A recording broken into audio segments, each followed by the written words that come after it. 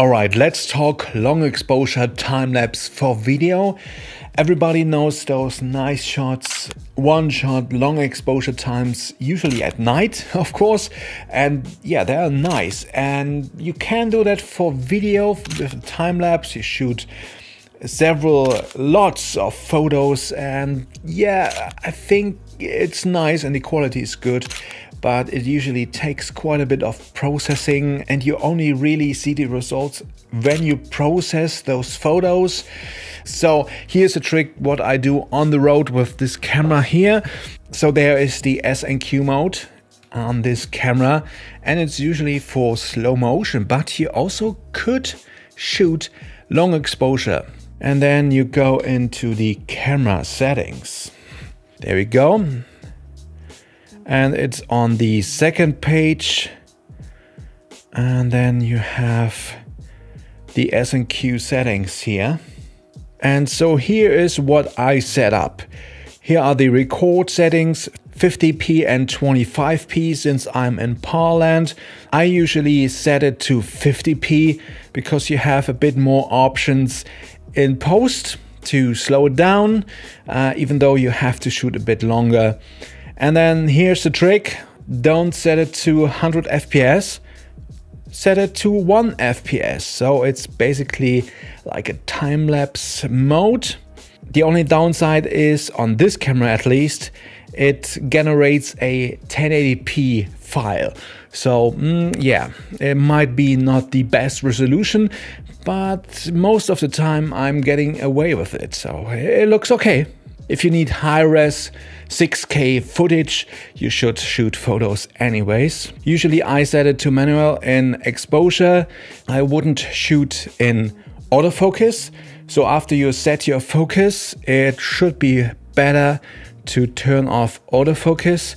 And then, depending on what you are shooting and how much traffic there is and how much light, you should set it to at least 1 second or half second. You see on the display how good the footage is and what it looks like, and it might be a good idea to turn off the steady shot as well. So those are the settings. Let's go out and shoot a few scenes and see how it looks like. Alright, I'm on the highway overpass shooting the long exposure time-lapse movie in S&Q mode. Yeah, you can see really, it's really dark out there. This is the camera shooting in S&Q mode. It's much easier that way to get quickly good results, because shooting photos, especially in those conditions, would be a bit tricky. With the S&Q option or method, we actually can preview your movie right away on location. Yeah, it's getting late. Tested a second spot, a few photos. I guess back to the studio now. Let's see how this turns out. Alright, here we are in Final Cut, and this is the first shot here. 1 second. Shutter speed turns out all right, I think. I did the different second angle. Yeah, and as you can see, the motion blur is nice from those lights. And what you get with shooting 50p, you can slow it down as well. So this was like 12 minutes or something. So this is the slowed down version. Is also interesting, but you also can make it faster, of course, for a really quick one. Anyways, this is another shot I did in Berlin, and you get like 10 seconds, 15 seconds out of this. And a nice trick is to do a little push in. So I'm using LX40 Chrome Shrink, and I could push a bit more, maybe 15. Although a push out is nice. 30 might be a bit extreme. That could work. Even more, I think. 50. Something like that. To have a bit more movement. We have another scene. And here with the people crossing the street, the slower version is actually a little bit nicer. As you can see, you can really emphasize those motion blur moments there. With the graffiti truck there, really nice. Or even add motion blur, that can be an interesting thing as well.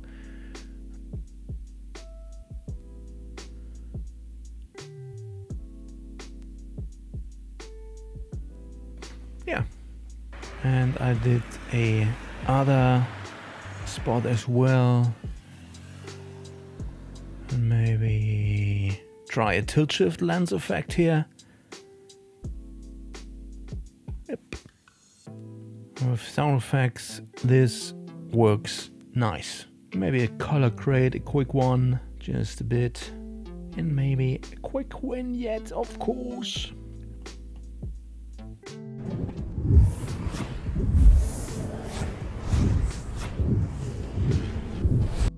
Yeah, something like that. It works fine, I think. For a quick edit, it should be nice.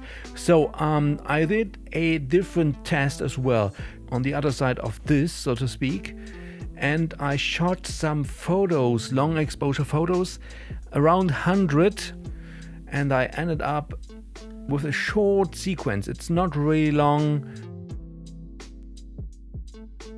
So as you can see, you have a bit more motion blur and longer streaks, of course, because you can have longer shutter speeds.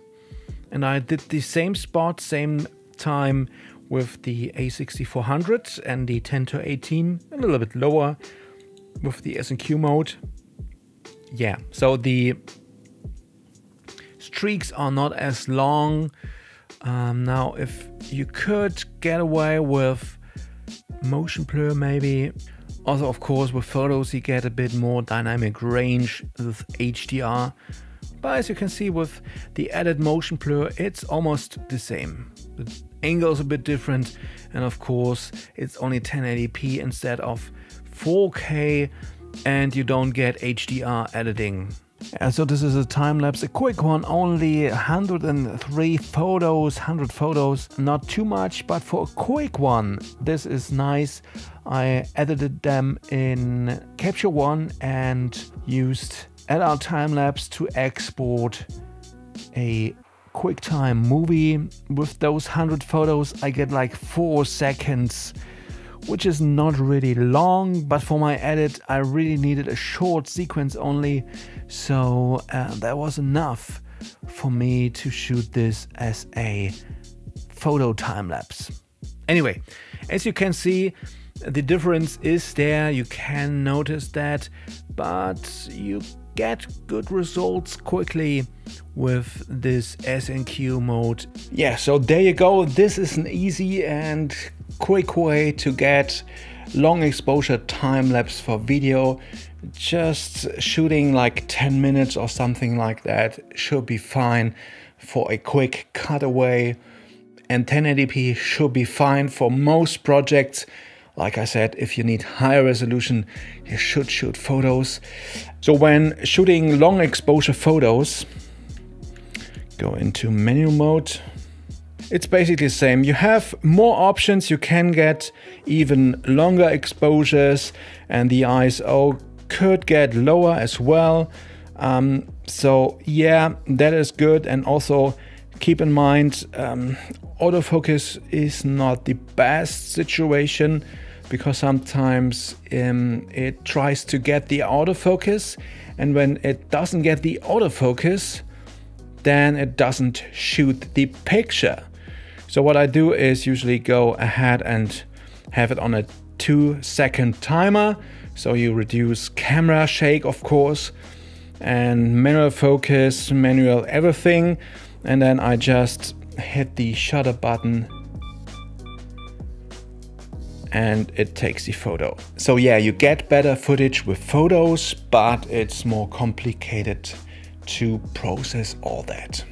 Anyways, that's it for this quick S&Q long exposure time-lapse movie trick. If you have any questions, let me know in the comments. See you in the next one, and back to work.